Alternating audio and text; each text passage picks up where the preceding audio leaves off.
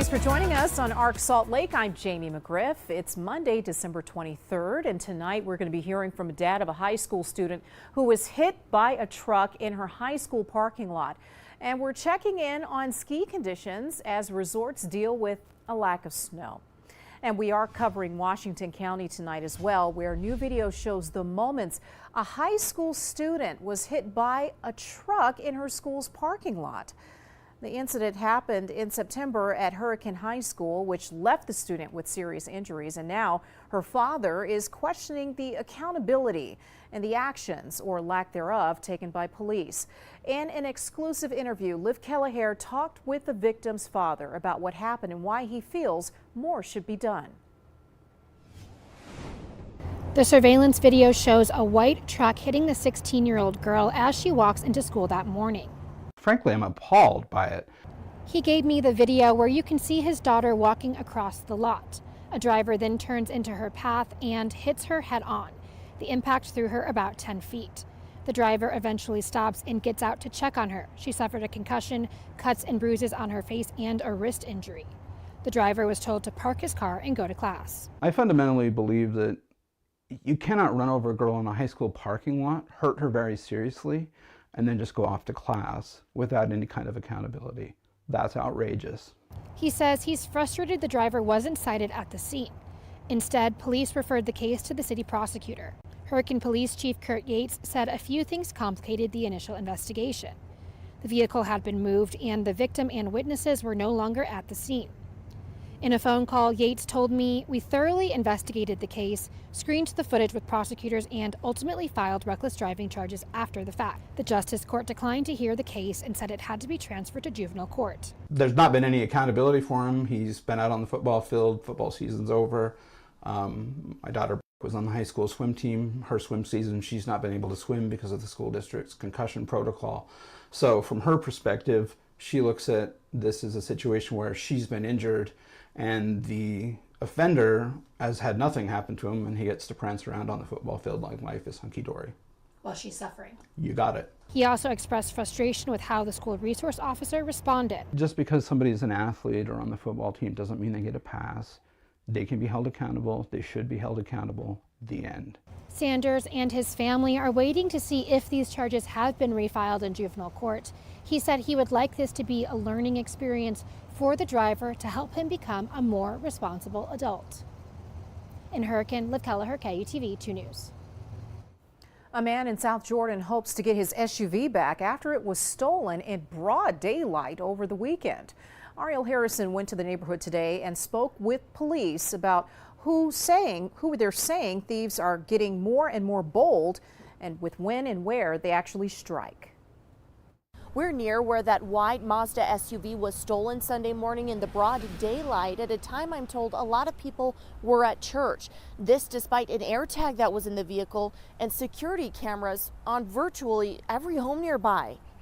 When I turned off the airplane mode, I just got a bunch of texts from family. As Colton Davis landed back in the state Sunday, his phone blew up with an urgent message. Your car has been stolen. At 7:30 it was there, and then by 10:30 it was gone. Davis learned that morning his vehicle was taken after he'd left it behind for family to use and drive.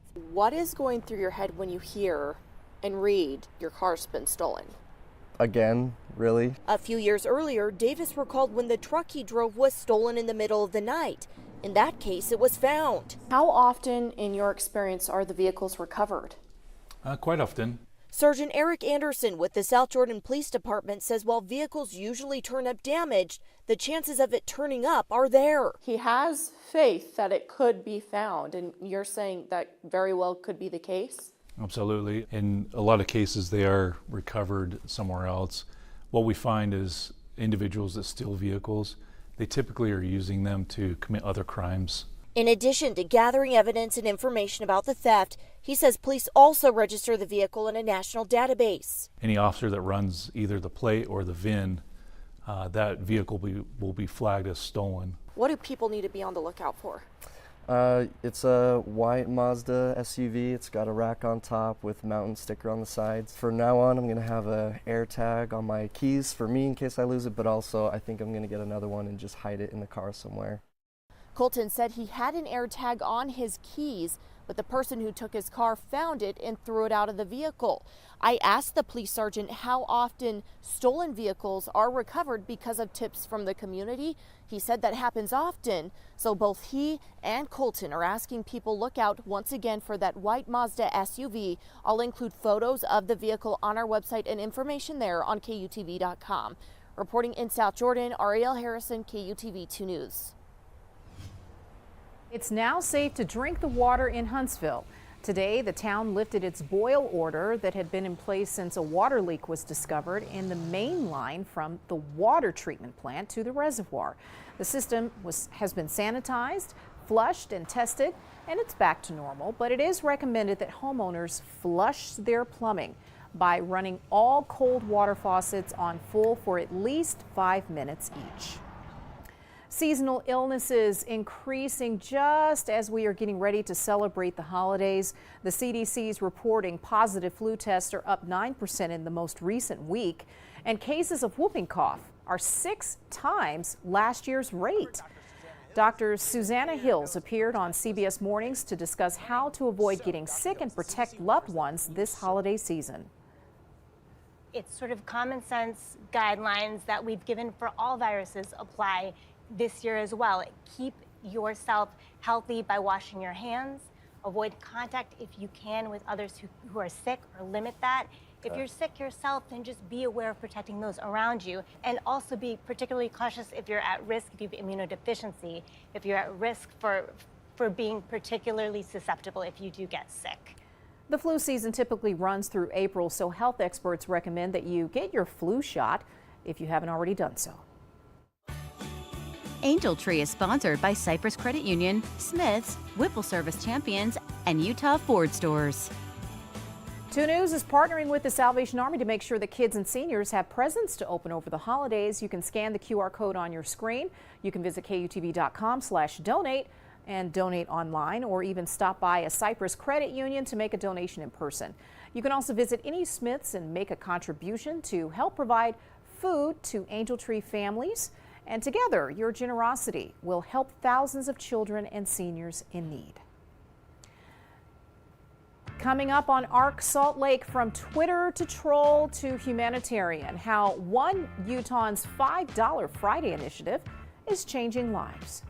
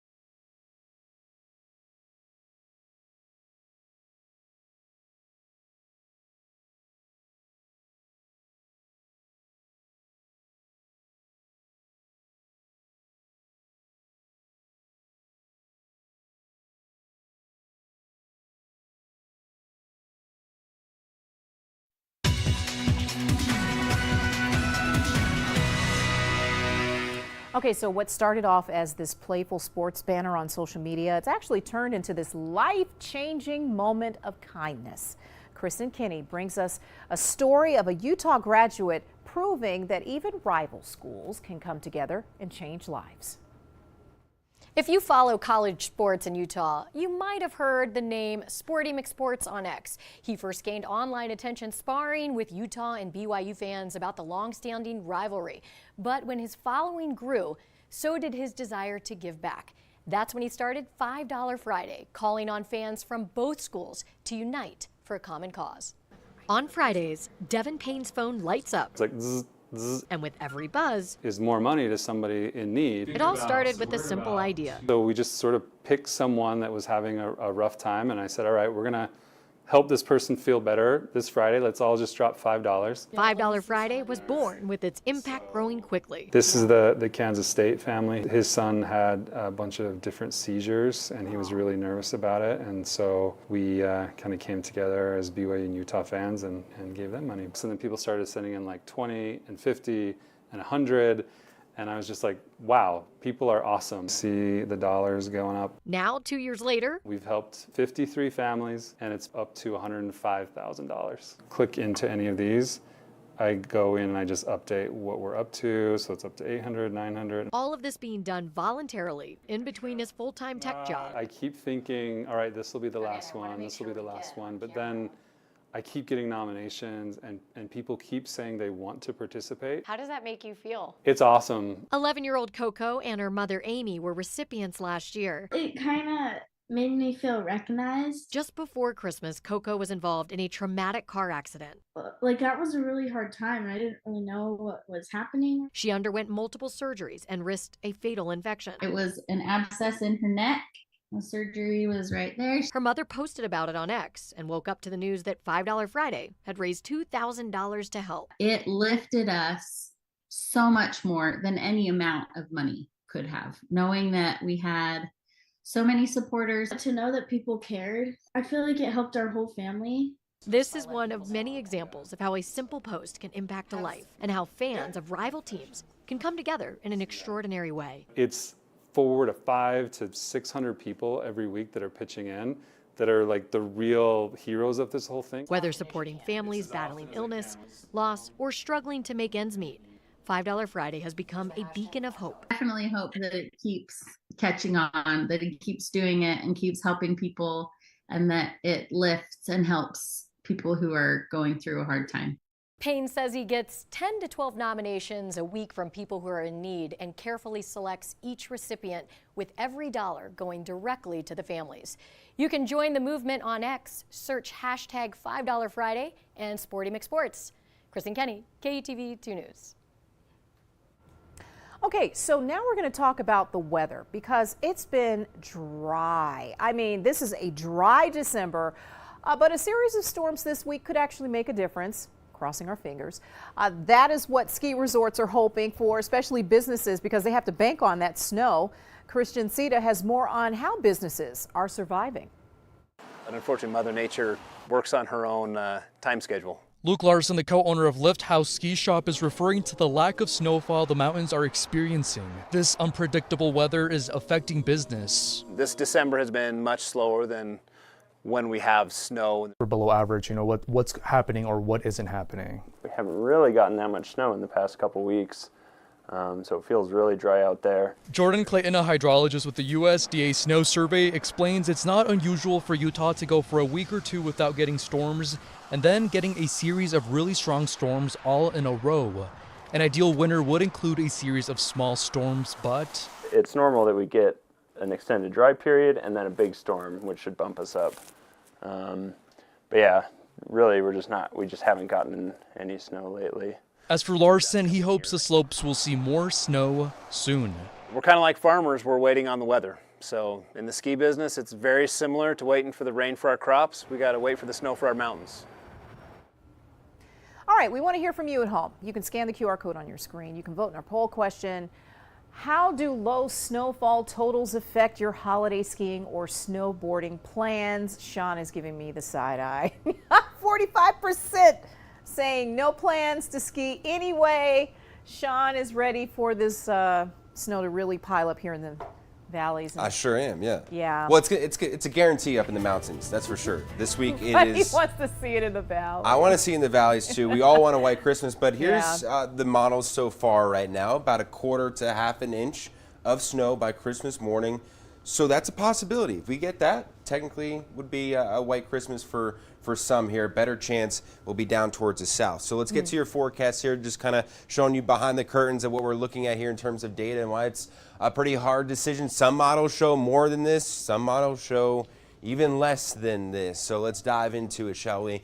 A look here at the air quality today. We were in the moderate yellow category, with it improving as we get into the day tomorrow and through the remainder of the week. That means we get rid of that nasty haze and we start to see some clearer skies out there as well, or at least clear visibility. Temperatures right now into the 40s. It was another mild one, and it still is fairly mild across the area. We're at 34 in Provo, 43 in Milford, 42 in Cedar City, and we've got to deal with some pretty strong winds tomorrow night into Christmas morning. Could see some 30 to 40 mile-per-hour winds down towards the southwestern corner of the state all the way up into Tooele County. So we'll watch out for that out ahead of the storm. Where's the storm right now? Well, it's making landfall with the Pacific Northwest from Seattle down through Portland, Northern California, seeing some of that good soaking heavy rain. Meanwhile, here at home tomorrow morning, if you have any outdoor plans, you're running some holiday errands, including holiday shopping, going to the grocery store, you're in the clear. We are dry.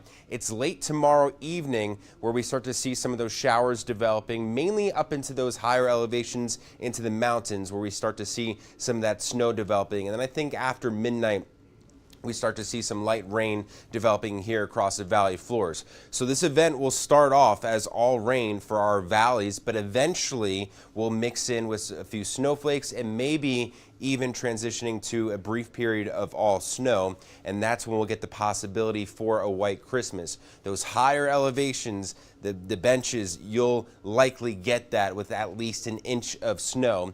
Across the valley floors, you'll see 6 a.m. to 7 a.m. I think is when we see that transition to snow here across the Wasatch Front, with it tapering off as we get closer towards the lunchtime hour. If you don't get snow, we'll get a better chance as we get into Thursday. And look at this. This is an active stretch of weather with another storm moving in by Friday. So plenty of opportunities, especially for our ski resorts. I think ski resorts are going to be doing really well as we close out the year after seeing some pretty dry conditions. In fact, some of that data coming in for Alta over the next 10 days looks like we could see over 3 feet of snow. That's a possibility. But for storm number 1, for the Christmas storm, about 1/2 foot of snow for our mountains. I think the Wasatch back, you'll see about 2 to 4 inches of snow. And then our central and southern valleys could do pretty well with this as well, because it's dipping further towards the south. I think Cedar City, Beaver area, up through Fillmore could see a couple inches of snow, and then Bryan Head doing really well as well. And then again, Tooele County and then Salt Lake City, about a coating to an inch will be a possibility here.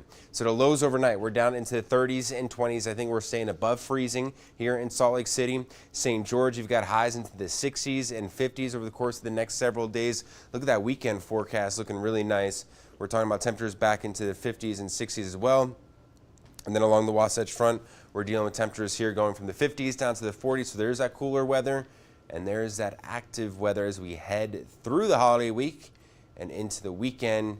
And yes, I'm promising you, you're going to at least see some snow by the end of the week, Jamie. By the end of the week. At some point, if not Christmas morning, definitely, the next several days, things going to be very active here. All right. Thank you, Sean. Coming up on Arc Salt Lake, after months of cleaning, Rome's Trevi Fountain is back open. The plan to limit the amount of people who can enjoy this landmark at once.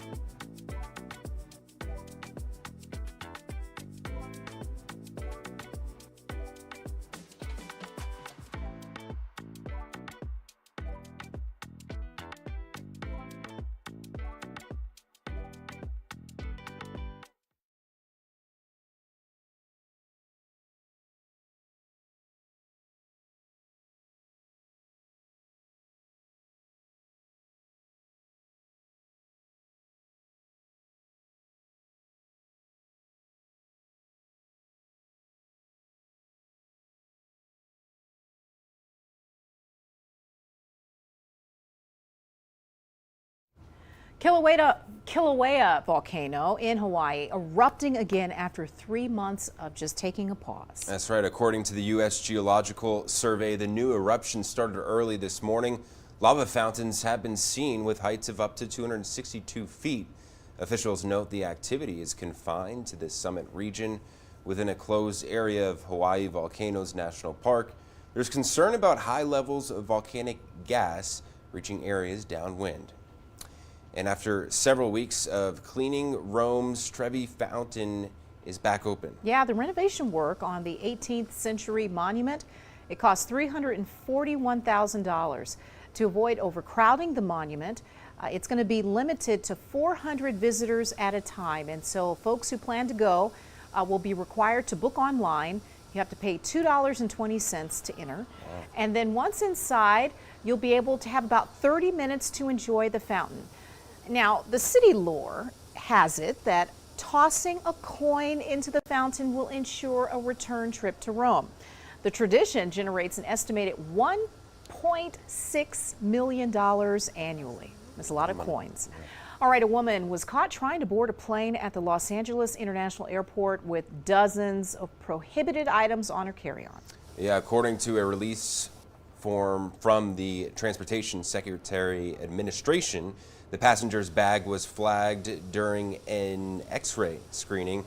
A TSA officer found at least 82 fireworks, 3 knives, 2 replica firearms, and a canister of pepper spray in the bag. All the items were confiscated by airport police. What are you doing with all that? Making a statement. All right, thanks so much for joining us. We'll see you again tomorrow.